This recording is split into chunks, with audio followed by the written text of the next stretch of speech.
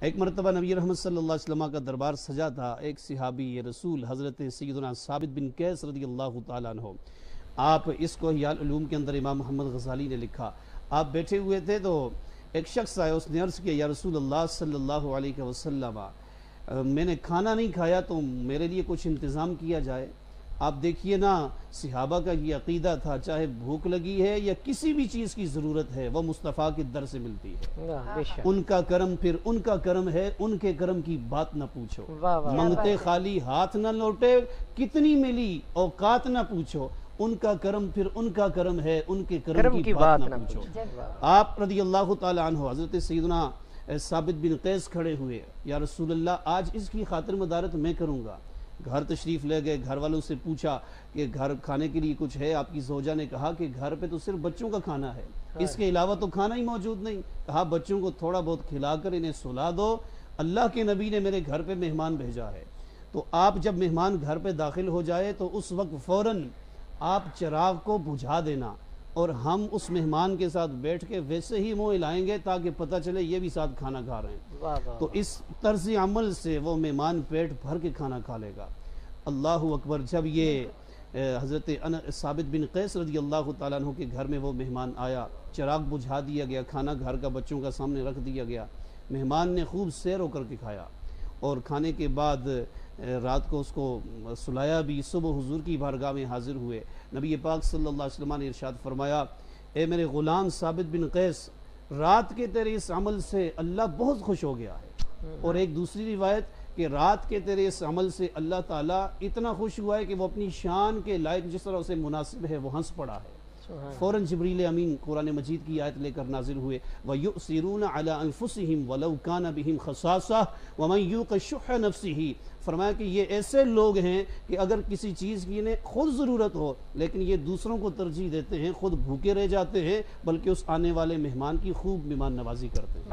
دین اسلام تو اتنا پیارا مذہب ہے جو مہمان نوازی پر بہت زور دیتا ہے. جی بالکل. میں آپ سے یہ پوچھنا چاہوں گی کہ جیسے کہ ہم مہمان نوازی پہ بات کر رہے ہیں، مہمان کو دروازے تک چھوڑ کے آنا یہ بھی ایک سنت ہے. میں چاہتی ہوں کہ یہ اس کی تفصیل ہمیں آپ بتائیے کہ ایسا دیکھیے یہ بالکل یہ آتا ہے خندہ پیشانی کے اندر.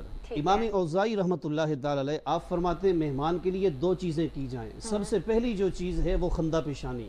چہرے پہ 12 نہیں بجے ہونے چاہیے، چہرہ چاندی کی طرح کھلا ہوا ہونا چاہیے، 14ویں کے چاند کی طرح، پتہ چلے کہ اس گھر میں مہمان کو بھی خوشی ہوئی ہے. بعض ایسے لوگ ہوتے ہیں نا، وہ 5 منٹ کسی کے گھر میں جا کے بیٹھتے ہیں وہ بور ہو جاتے ہیں، وہ جمائیاں لینے شروع کر دیتے ہیں، یار یہ کہاں پہ میں آ گیا، یہ اگلا مجھے. اس کو پتہ ہی نہیں ہے کہ ایک انسانیت بھی ہوتی ہے، ایک اخلاق بھی ہوتا ہے، ایک اسلامی قدریں بھی ہوتی ہیں. امام اوزاعی رحمۃ اللہ تعالی علیہ آپ فرماتے ہیں کہ مہمان نوازی کے لیے دو چیزوں کا ہونا ضروری ہے. سب سے پہلی جو چیز ہے وہ خندہ پیشانی. آنے والے مہمان کو اچھے سے اچھا کھانا کھلائے، اس کے سامنے اپنے گھر کی صفائی ستھرائی پہلے سے کر کے رکھے، اپنے بچوں کو صاف ستھرا کر کے رکھے.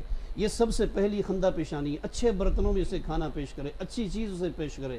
اور اس کے ساتھ دوسری جو بات امام اوزاعی نے فرمائی کہ جتنے بھی مہمان آنے والے ہیں ان کے ساتھ اچھا کلام کیا جائے.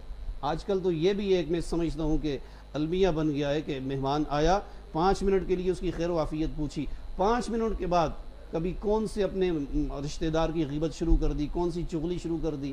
وہ مہمان نوازی جو تھی، وہ جس کے اندر برکت حاصل ہونی تھی، وہ کسی کی غیبت کر کے، کسی کی چغلی کر کے اور کسی کی دل آزاری کر کے وہ اپنی مہمان نوازی کی اس نشست کو پورا کیا جاتا ہے. امام اوزاعی رحمۃ اللہ تعالی علیہ فرماتے ہیں مہمان نوازی کرنے والے کے لیے دو چیزوں کا ہونا ضروری ہے. سب سے پہلے خندہ پیشانی کے دروازے پر اپنے مہمان کو چھوڑ کے آئے. یہ نبی پاک صلی اللہ علیہ وسلم کی پیاری سنت ہے. اور مہمان جب تک گھر میں رہتا ہے، نبی علیہ السلام نے فرمایا کہ جب آیا تھا تو یہ اللہ کی رحمتیں لے کے آیا تھا، جب چلا گیا ہے یہ ساتھ تمہارے گناہ بھی لے کے چلا گیا ہے. اور آخری جو فرمان نبی پاک صلی اللہ علیہ وسلم نے ارشاد فرمایا، جب سورج سوا نیزے پہ ہوگا، تانبے کی زمین ہوگی، پیاس کی شدت سے زبانیں کانٹا بند رہی ہوں گی، اس وقت مہمان نوازی کرنے والے کو اللہ اپنے عرش کا ٹھنڈا سایہ عطا فرمائے گا. امام اوزاعی کے اس قول پر عمل کر لے بندہ تو کامیاب ہے. یہ آنے والے مہمان کے لیے خندہ پیشانی سے پیش آنا ہے، اور اس کے ساتھ جو بھی کلام کرنا ہے وہ سب سے عمدہ کلام کرنا ہے. بہت ہی خوبصورت.